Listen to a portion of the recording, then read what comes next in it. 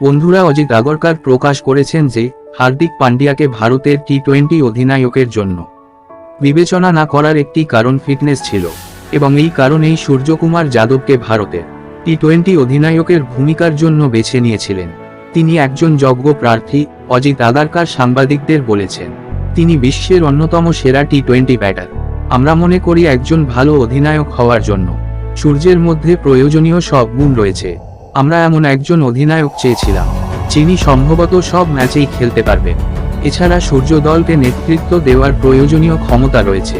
আমরা দেখব 2 বছরের মধ্যে সে কেমন করবে।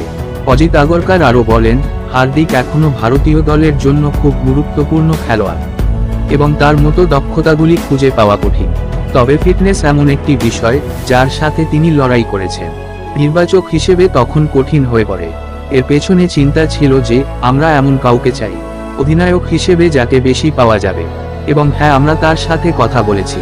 অজিত আগরকার আরও স্পষ্ট করেছেন যে এই মুহূর্তে সূর্যকুমার যাদবকে শুধুমাত্র টি-20-র জন্য বিবেচনা করা হচ্ছে।